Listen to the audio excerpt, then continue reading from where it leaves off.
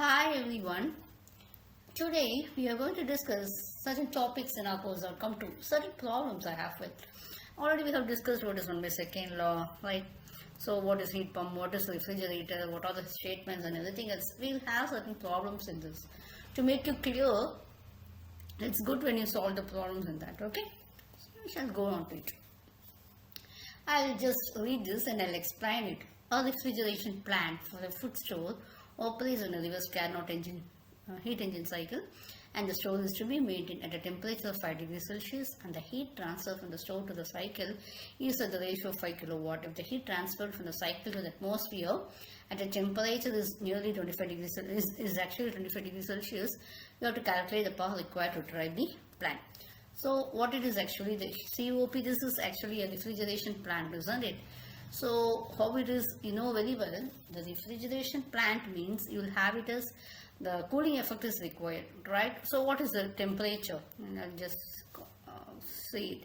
We have as 5 degrees Celsius and 25, which is lower 5 degree. Okay, so that is the cooling effect that has to be produced, or that is the temperature that our system has to be maintained. So I take it as 268 divided by 298 minus 268. So we get it as 8.933. So actually you can see this diagram here, the heat is being absorbed. See, this is a refrigerant cycle. So low temperature, we can call this one as sink, right? Shall I call this a sink? Okay. This is your source as already. You can see that the arrow mark denotes that heat is being taken from your hot source. How much it is actually? This is, we can see that 5 kilowatt by W. So what will be here? Q2 will be a heat rejected. Okay. So how much it is? You can see that the work is input. Okay. You know very well, as per our statement, classes statement or anything else, you can take it as second of thermodynamics. You can't transfer heat from a low temperature system to a high temperature system unless we have certain work input. That implies that has been applied here. So you can see that work is input and not output. So we take it as 5 by W. Okay. So this is, we give it as W is equal to how much? 5.56 kilowatt. Okay. So that work is 0.56 kilowatt is required to transfer 5 kilowatt from a sink of 268 kilowatt. And what we are doing is actually we are delivering or rejecting heat to a source which is of 298 Kelvin. Okay. Now we shall move on to the next one. Two reversible heat engines. Again, it's two reversible heat engines. One is A and another one is B. They are arranged in series and rejecting directly.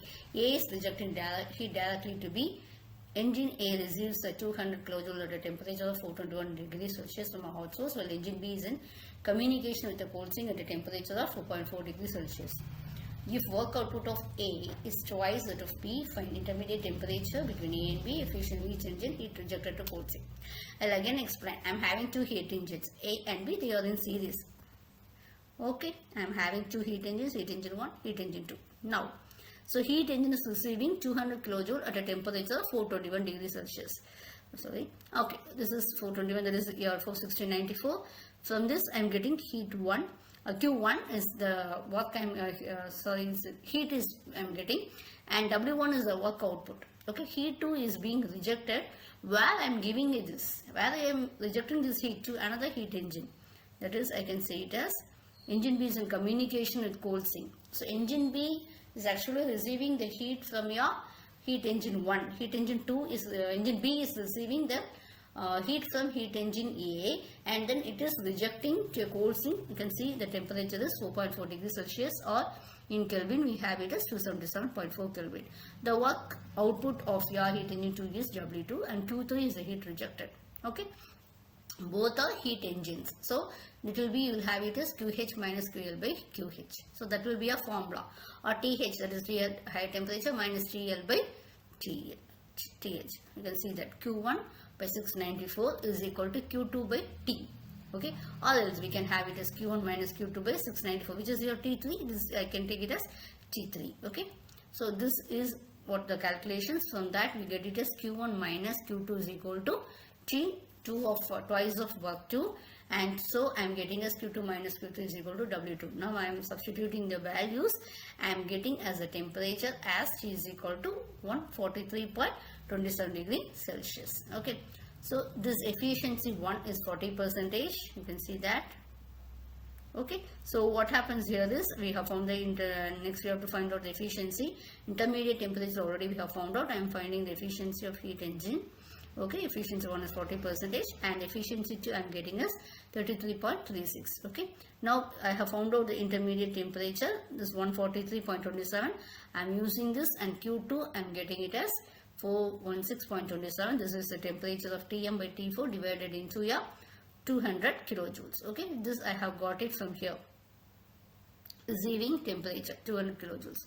I am calculating, and this Q2 is 119.96. Similarly, Q1 is really operating within, what will be the temperatures?